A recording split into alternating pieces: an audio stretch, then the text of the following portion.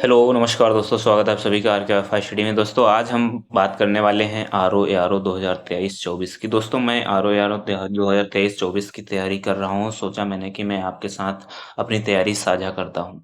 तो चलिए आओ आप साथ में तैयारी करते हैं आर ओ की। आज का जो पार्ट है वो योजना आयोग, नीति आयोग और राष्ट्रीय विकास परिषद में जो पूछे गए प्रीवियस ईयर में प्रश्न हैं उनको मैंने आपके साथ शेयर किया है।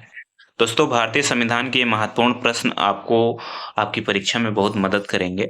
ये इंपॉर्टेंट क्वेश्चन आंसर आप अंत तक जरूर देखिएगा। अगर आपको पसंद आते हैं तो लाइक, शेयर और सब्सक्राइब जरूर करना। पहला प्रश्न है, योजना आयोग का अंत किस प्रधानमंत्री ने किया था? ऑप्शन है नरेंद्र मोदी, मोरारजी देसाई, अटल बिहारी वाजपेयी या आई के गुजराल ने। दोस्तों ये यूपी पीसीएस प्री 2015 में पूछा गया प्रश्न है। तो इसका जो सही उत्तर हो जाएगा ऑप्शन नंबर ए हो जाएगा, नरेंद्र मोदी। दोस्तों नरेंद्र मोदी जो हमारे प्रधानमंत्री हैं वर्तमान में, इन्होंने 15 अगस्त 2014 को लाल किले से यह स्पष्ट घोषणा की थी कि योजना आयोग के स्थान पर अब नया संस्थान अस्तित्व में आएगा, जिसे अब नीति आयोग के नाम से जाना जाता है। नीति आयोग 1 जनवरी 2015 को भारत में स्थापित कर दिया गया था। वर्तमान में इसके जो उपाध्यक्ष हैं वो सुमन बेरी हैं, जो कि 1 मई 2022 से अपने यहाँ पे पद पे स्थापित हैं।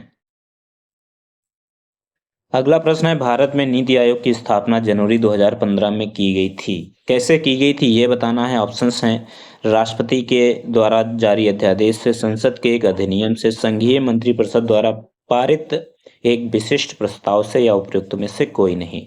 तो इसका जो सही उत्तर हो जाएगा ऑप्शन नंबर सी होगा, संघीय मंत्रिपरिषद द्वारा पारित एक विशिष्ट प्रस्ताव द्वारा नीति आयोग का स्थापना जनवरी 2015 में की गई थी। अगला प्रश्न है, योजना आयोग को प्रतिस्थापित करते हुए निम्नलिखित में से किस दिन नीति आयोग अस्तित्व में आया था? तो नीति आयोग किस दिन अस्तित्व में आया था? ऑप्शन है 15 अगस्त 2014 को, 1 जनवरी 2015 को, 6 दिसंबर 2014 को या 26 जनवरी 2015 को। तो दोस्तों जो नीति आयोग है ये अस्तित्व में आया था 1 जनवरी 2015 को। तो ऑप्शन नंबर इसका जो सी है वो बिल्कुल सही उत्तर हो जाएगा। प्रश्न नंबर 4 है, नीति आयोग के प्रथम उपाध्यक्ष कौन थे? ऑप्शन हैं राजीव कुमार, अमिताभ कांत, अरविंद पनगड़िया या फिर राव इंद्रजीत सिंह। तो इसका सही उत्तर हो जाएगा option number C, Arvind Panagariya. दोस्तों नीति आयोग के प्रथम उपाध्यक्ष अरविंद पनगड़िया रहे थे, जो कि जनवरी 2015 से अगस्त 2017 के दौरान इस पद पर अपना पदहीन रहे थे। और वर्तमान में नीति आयोग के जो उपाध्यक्ष हैं वो सुमन बेरी हैं, जो कि 1 मई 2022 से इस पद पर हैं। योजना आयोग की तरह नीति आयोग का भी जो पदेन अध्यक्ष होता है वो भारत का प्रधानमंत्री होता है, यानी कि पीएम होते हैं। तो इस समय जो नीति आयोग के जो अध्यक्ष हैं वो श्री नरेंद्र मोदी जी हैं। प्रश्न नंबर 5 है, योजना आयोग की स्थापना कब हुई थी? ऑप्शंस हैं 10 मार्च 1950 को, 15 मार्च 1950 को, 16 मार्च 1951 को या 20 मार्च 1950 को। तो इसका जो सही उत्तर हो जाएगा ऑप्शन नंबर बी होगा, 15 मार्च 1950 को योजना आयोग की स्थापना की गई थी। दोस्तों योजना आयोग एक संविधानेतर संस्था है, यानी कि संविधान में इसका कोई अस्तित्व नहीं है, इसका संविधान में कोई उल्लेख नहीं है।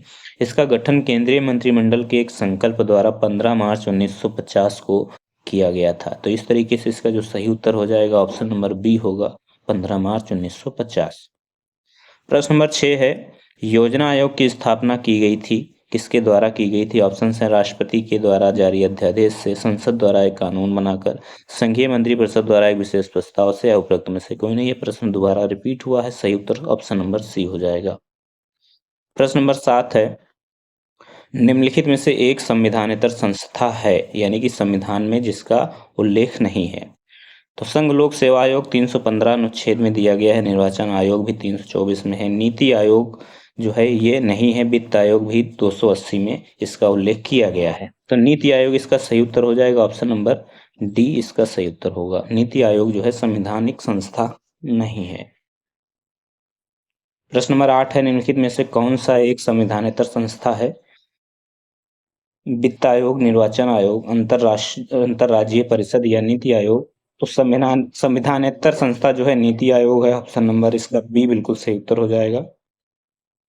प्रश्न नंबर 9 है, निम्नलिखित में से कौन एक संवैधानिक निकाय नहीं है? तो संवैधानिक निकाय कौन सा नहीं है? संघ लोक सेवा आयोग है 315 में, राज्य लोक सेवा आयोग भी है वित्त आयोग भी है। योजना आयोग जो है वो संवैधानिक भाग नहीं यानी संविधान निकाय नहीं है। ऑप्शन नंबर डी इसका सही उत्तर हो जाएगा। दोस्तों इस वीडियो में जितने भी प्रश्न हैं वो किसी न किसी परीक्षा में पूछे गए हैं, किसी भी पीसीएस परीक्षा में, किसी के राज्य पीसीएस परीक्षा में पूछे गए हैं, आरओ एआरओ में पूछे गए हैं। तो आज हम इसकी तैयारी आरओ एआरओ के लिए कर रहे हैं, तो इसी के उपलक्ष्य में मैं आपके साथ अपनी तैयारी कर रहा हूं। तो प्रश्न नंबर 10 जो है इस तरीके से है, निम्नलिखित में से कौन संविधानेतर संस्था नहीं है?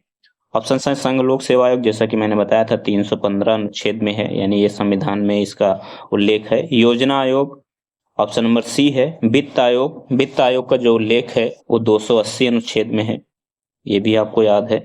चुनाव आयोग जो है, चुनाव आयोग का भी 324 में इसका उल्लेख है अनुच्छेद में। लेकिन योजना आयोग जो है वो एक प्रस्ताव द्वारा स्थापित की गई थी, इसका संविधान में कोई उल्लेख नहीं है। तो ऑप्शन नंबर सी इसका सही उत्तर हो जाएगा। प्रश्न नंबर 10 का ऑप्शन नंबर सी उत्तर होगा। प्रश्न नंबर 11 है, निम्नलिखित में से कौन सा एक संविधान का अंग नहीं है? कौन सा संविधान का अंग नहीं है? ऑप्शन है निर्वाचन आयोग, वित्त आयोग, अंतर्राज्यीय परिषद या योजना आयोग। तो जैसा कि मैंने बताया 324 में निर्वाचन आयोग, वित्त आयोग 280 में है, और अंतर्राज्यीय व्यवस्था जो है ये भी आपका एक संवैधानिक भाग है। तो ये आपका पड़ जाएगा संविधान का भाग है, संविधान में इसका उल्लेख किया गया है। योजना आयोग का उल्लेख नहीं है, इसे एक प्रस्ताव द्वारा स्थापित किया गया था। ऑप्शन नंबर डी इसका सही उत्तर हो जाएगा। प्रश्न नंबर 12 है, निम्नलिखित में से कौन एक संवैधानिक संस्था या निकाय नहीं है? ऑप्शन है वित्त आयोग, योजना आयोग, लोक सेवा आयोग या चुनाव आयोग। तो योजना आयोग जो है वो संविधान का संस्था नहीं है, यानी निकाय नहीं। ऑप्शन नंबर डी बी इसका बिल्कुल सही उत्तर होगा। प्रश्न नंबर 13 है, निम्नलिखित में से किस निकाय या किन निकायों का संविधान में उल्लेख नहीं है? ऑप्शन इसमें दिए गए हैं राष्ट्रीय विकास परिषद, योजना आयोग या क्षेत्रीय परिषदें। तो दोस्तों इसमें जो ऑप्शन नंबर डी है 1, 2 और 3, यानी इन तीनों का जो है संविधान में कोई उल्लेख नहीं है। भारतीय संविधान में राष्ट्रीय विकास परिषद, योजना आयोग और क्षेत्रीय परिषदों का उल्लेख नहीं है। राष्ट्रीय विकास परिषद वर्ष 1952 में योजना आयोग के अनुषंग के रूप में बनाई गई थी, जिससे राज्यों को योजनाओं के निर्माण में संयुक्त किया जा सके।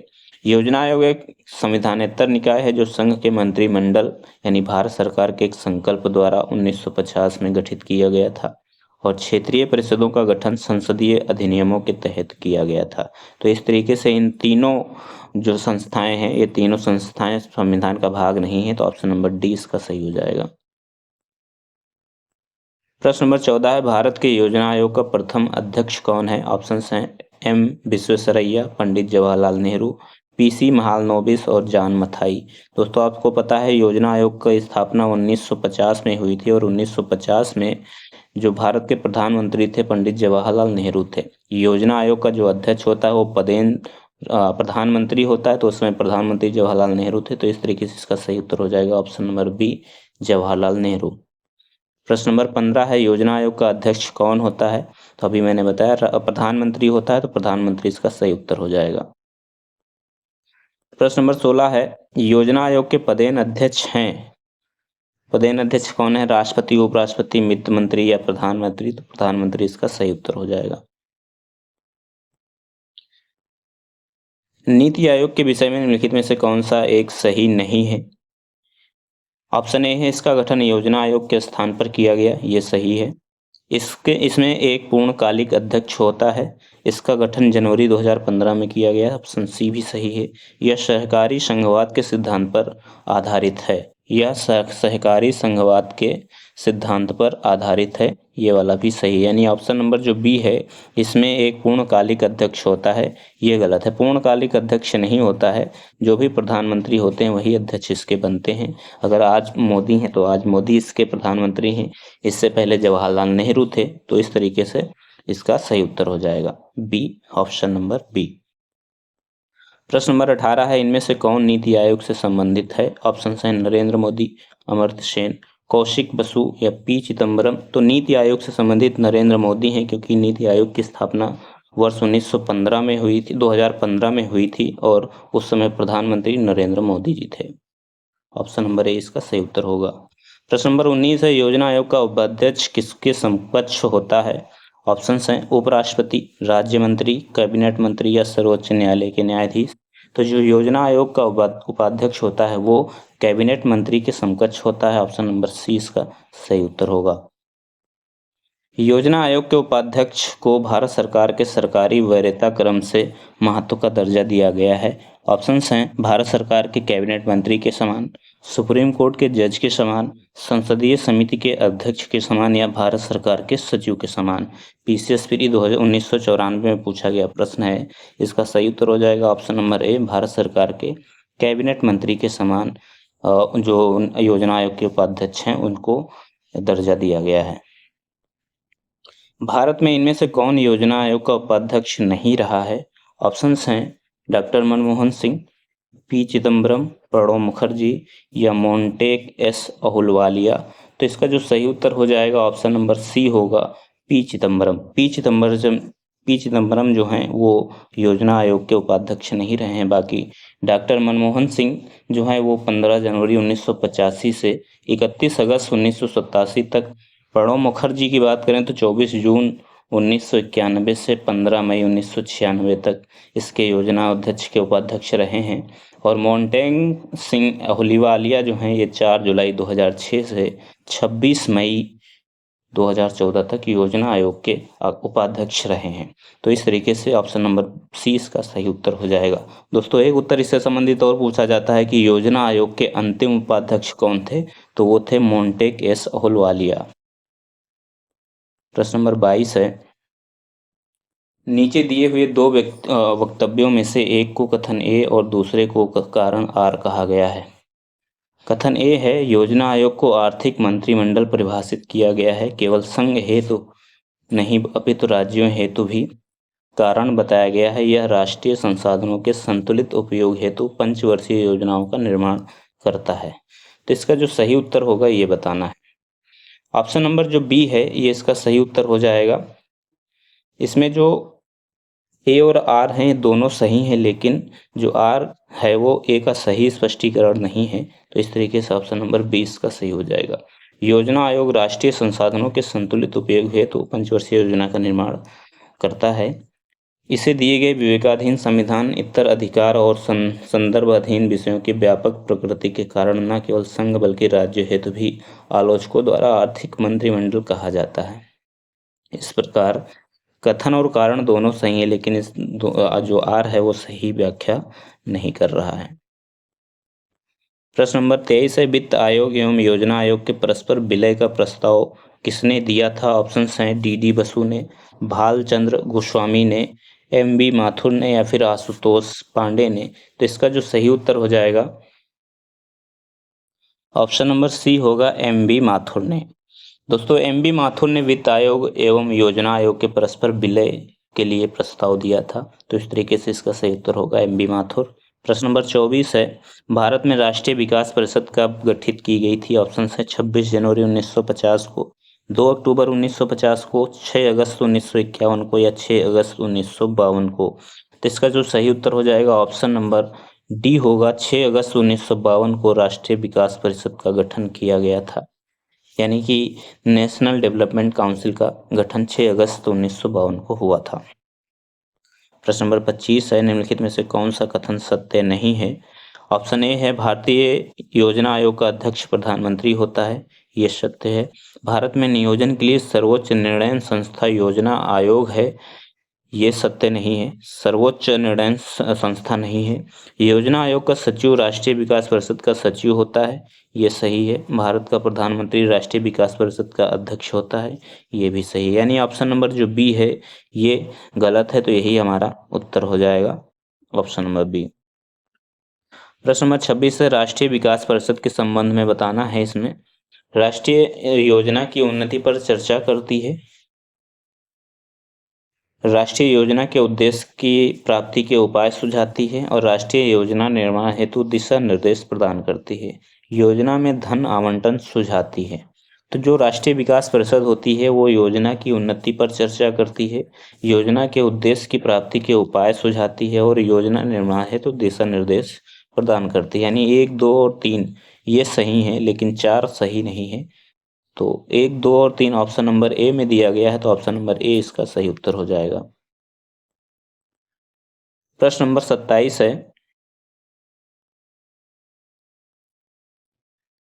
निम्नलिखित में से राष्ट्रीय विकास परिषद का भारत में कौन सा प्रमुख कार्य है? ऑप्शन ए है योजना के क्रियान्वयन हेतु राज्यों के संसाधनों एवं प्रयासों को गतिशील करना, सभी महत्वपूर्ण क्षेत्रों में सामान्य नीतियों का विकास करना, देश के सभी क्षेत्रों में संतुलित विकास को सुनिश्चित करना, या उपरोक्त में से सभी। तो इसका जो सही उत्तर होगा उपरोक्त में से सभी। जो राष्ट्रीय विकास परिषद है वो योजना के क्रियान्वयन हेतु राज्यों के संसाधनों एवं प्रयासों को गतिशील करता है, सभी महत्वपूर्ण क्षेत्रों में सामान्य नीतियों का विकास करता है और देश के सभी क्षेत्रों में संतुलित विकास को भी सुनिश्चित करने का कार्य करता है। इस तरीके से इसके सभी ऑप्शन सही हो जाएंगे। ऑप्शन नंबर डी इसका बिल्कुल सही उत्तर होगा। प्रश्न नंबर 28 है, निम्नलिखित में से कौन राष्ट्रीय विकास परिषद की रचना करते हैं? ऑप्शंस हैं प्रधानमंत्री, अध्यक्ष वित्त आयोग के और संघीय मंत्रिमंडल के मंत्रीगण और राज्यों के मुख्यमंत्री। तो इसका जो सही उत्तर हो जाएगा ऑप्शन नंबर डी होगा।